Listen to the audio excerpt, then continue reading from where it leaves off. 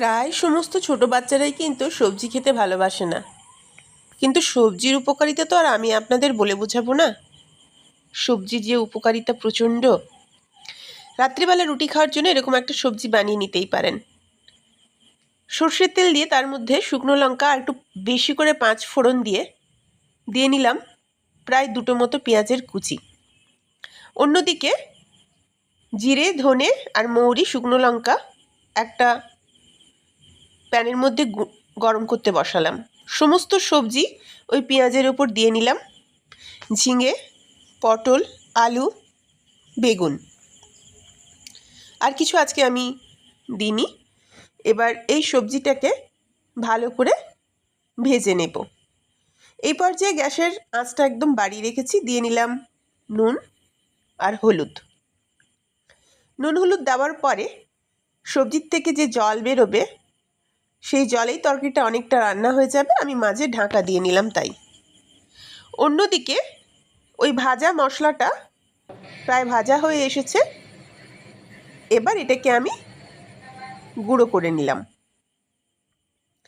সবজিটা বেশ খানিকটা ভাজা হওয়ার পরে তার উপরে দিলাম 2টো টমেটো।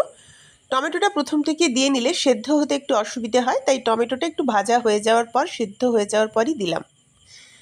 আর দিলাম সামান্য পোস্ত, গোটা পোস্ত, যাতে মুখে লাগে খাওয়ার সময়।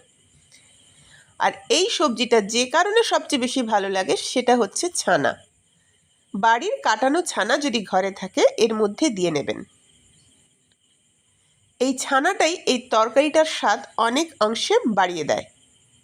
এবার যেটা দেবেন সেটা হচ্ছে ছাতু। যদি বাড়িতে ছোলার ছাতু রাখা থাকে সেই ছাতুটা আপনি এর মধ্যে দিয়ে নেবেন। এই ছাতুটাই তরকারিটাকে একটু আঁটো আঁটো আর মাখো মাখো করে নেবে। যেহেতু রুটি খাওয়ার সবজিটা, তাই দিয়ে নিলাম সামান্য জল, 3-4টে কাঁচা লঙ্কা আর একটু আদা উপর থেকে গ্রেট করে দিলাম।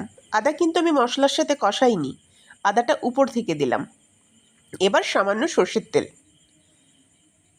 আর যেটার জন্য এই রান্নাটার স্বাদে বহু অংশে বেড়ে যাবে সেটা হচ্ছে ওই গুঁড়ো করে রাখা মশলা। কিসের? ধনে, জিরে, মৌরি আর শুকনো লঙ্কা। এবার কিন্তু আর কোনো কাজ নেই, ইচ্ছে হলে ঢাকা দেবেন, আর যদি না ইচ্ছে হয় ওখানেই গ্যাস বাড়িয়ে ভালো করে ভেজে নেবেন। আমি একটু টেস্ট করে দেখলাম, মনে হলো আমার নুনটা একটু কম, আমি একটু চিনি দিয়ে নিলাম। আর নুনটা কম দেখার পর মনে হলো এতে একটু নুন দিই, তাই একটু নুনও দিয়ে নিলাম।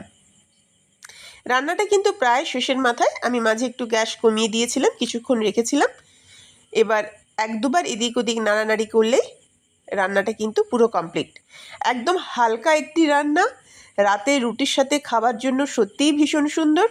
আর যে সমস্ত বাচ্চারা সবজি খেতে চায় না তারা এই ছানাটা দেওয়ার জন্য আর এই ভাজা মশলাটা দেওয়ার জন্য এই সবজিটা দিয়েও রুটি খেয়ে নেবে। সত্যিই এটা খেতে ভালো হয়, করবেন একবার।